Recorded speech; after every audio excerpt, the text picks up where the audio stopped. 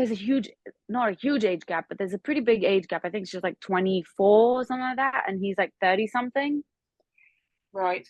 And it's not the biggest age gap, but I feel like because they're also in very different places in their lives, it enhances it.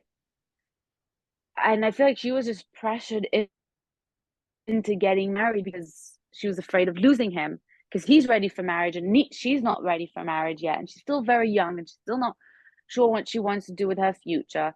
And that's also part of the issue that I take in the whole concept of the show, is that you can't force someone into something they're not ready for. You're giving someone an ultimatum, but that's either going to push them into something again that they're not ready for, or that's just going to push them away.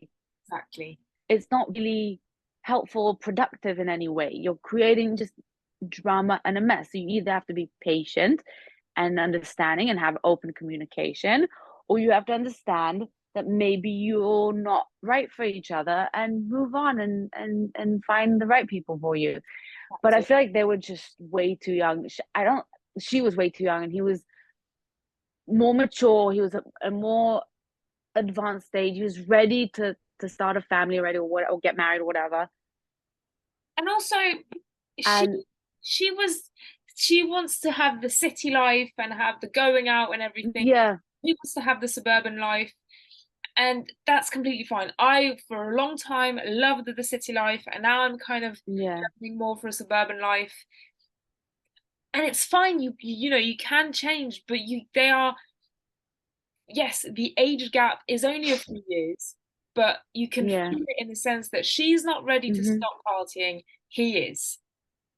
yeah, And that makes me yeah. And I feel for sure. And I feel like it's very evident in, like, let's say with Ryan, because Ryan is also her age, I think, around her age, but Ryan is more mature and she's more ready.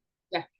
The thing, the thing is I feel like it's like you said, it's very difficult to be with the same person for so many years. And not only that, from a very young age. Like when you're 16, 17, 18, even, like, you have no idea what real love is. You don't know what real relationship entails. You're not mature in any way. You're like sort of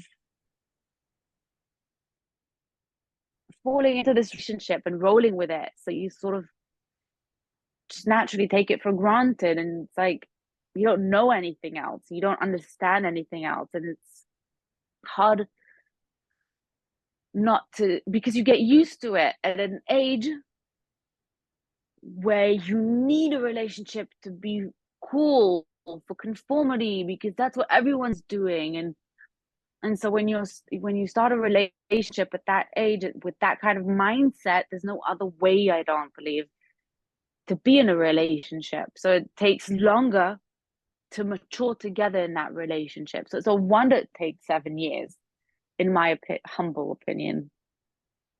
Yeah, yeah, it's also why you have these kind of between 25 and 30-year olds, they'll be the ones who have been in relationships for 10 years and well, I mean, Mm-hmm. 6 or 7 or 8 years, and will be getting married. And then you'll have those who have only been in a relationship for a couple of years and still getting married. And it's not just Yeah, you've been together for so long or you haven't been together long enough. It's we have all of this maturity and emotional experience that allows us to know where we are as adults, which makes it that much quicker for our relationship. It's why, you see these 35-year-olds within a few months are married and thinking about having a baby. Some of them it's a train wreck mm-hmm. waiting to happen, but a lot of them it's just we've had this experience, we know where we are, and so if we want to Yeah, get married, we can go very quickly, and if not, we're just going to be together and that's fine. But yeah, it's not the amount of time, it's also yes, you've been together 7 years, you are 24. Calm down. You've got, yeah, you know, he is barely out of school. Like you've got a lot of growing up and being adults to do. yeah. I feel like it's also a matter of timing. Like, I really believe in timing in life. A lot of times you meet the right person at the wrong time. Well, not well, I guess I don't know, but I feel like when you, so I feel like I feel like I'm with my right person right now, and if I were to meet him a few years back, I don't think it would have lasted. Like we were Amen. both like a mess. We were both in just a place where we couldn't create something as healthy as we created right now. We weren't in the right mindset. We would have ruined it. We would have argued and fought and had ego battles, and we would have just like been desperate and maybe codependent, and it would have been a disaster. And same goes here. When you meet someone at a young age, 16, 17, you're not ready to get married and have kids. So those first years, yes, you've been together for 7 years, but the first, let's say until 21 at least, don't count in my book, because that's not a real relationship. That, I mean, it is a real relationship to a certain extent, but it's like it's puppy love. What do you know about life at 16? Like your brain doesn't develop fully until you're 25. It's like, oh, part of your skull, brain, whatever it is. It's like it doesn't count. Like for me, the real count starts like from 20 something and up, or maybe even from 24, 25. So like really, they're barely a year together. That I completely agree with that.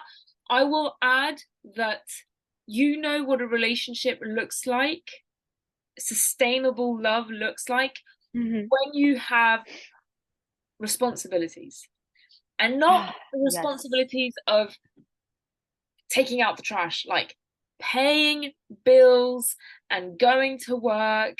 And we can I know that I can rely on my parents, if I need to, but most of the time I'm the one paying the mortgage. I mean, not most of the time, like practically 100% of the time I'm the one paying the mortgage, paying the bills, getting myself to work and everything.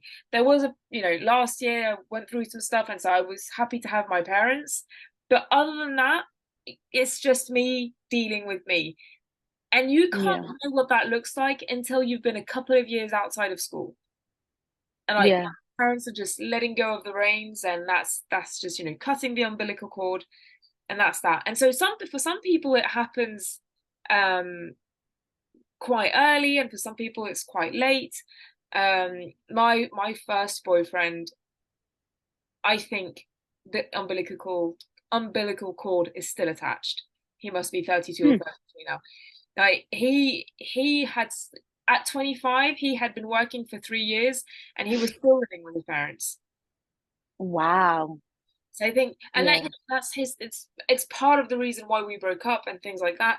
But yeah, you don't know what a sustainable relationship and love looks like until you've got a couple of years outside of school, living and not kind of like 100% depending on your parents. Yeah. I feel like when you start a relationship like that, you're sort of like moving the dependence from your parents to your partner. And Yeah, that's sort of such an unhealthy way to build a relationship. I don't think there should ever be a codependence like that. Yes, you should depend on each other, but you shouldn't constantly be relying on one another to be everything for you. And when you don't know what it's really like to be an adult, to live independently, then you can't really be in a healthy relationship. Like I'm thinking back to my relationship when I was six. Well, it was like 17 till 19, something like that. And it was such a puppy love. It was like the most cutest, disgustingly sweet thing you can imagine. And I remember being like, telling my friend, "Oh, do you think I'm gonna marry him one day?" And I remember feeling like scared of it, just the thought of not ever marrying him. And now I think back at it, and I'm like, that's so ridiculous. I had no idea.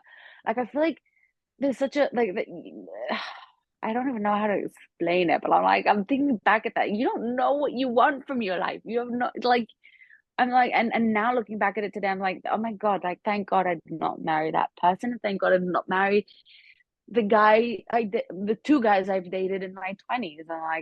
I'm like, I didn't know. Like you're still stuck in that conformity yeah, mindset. You're still stuck in that wanting to please everyone around you, going by what society tells you that you need to do. And it's sort of like there's so much outside noise that you still haven't fully discovered your own voice, and you still haven't started fully following your own wants, needs, and aspirations. Like it's still looking sideways all the time.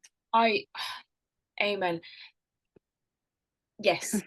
I mean, and then some guys, I mean, I hope that some of the guys that I kind of dated when I was younger, this I know that some have evolved. I've had three relationships that lasted over a year, Mm-hmm. not including this one. And then just another few that lasted, 6 months or less. Yeah. And out of these guys, I know that some of them have, kind of grown up and things like that. And, I hope they're doing well. But I know that some of them have not. Yeah. And it's like, I don't know where I was going with this, but the conclusion to that is some people change, but not everyone, so don't count on it. And the guys who Mm-hmm. did change, they probably changed because I kind of left their life and they were with people that allowed them to change. And Mm-hmm. it's just, you don't want to count on it. And what you were saying with you about your boyfriend is the same for me and mine. We were talking about where we were a few years ago because he has a child with another woman, and that's a whole thing. Um, Yeah. maybe a story for another episode. And what if we met just before our relationships and things like that? And if we had met, so 8 years ago,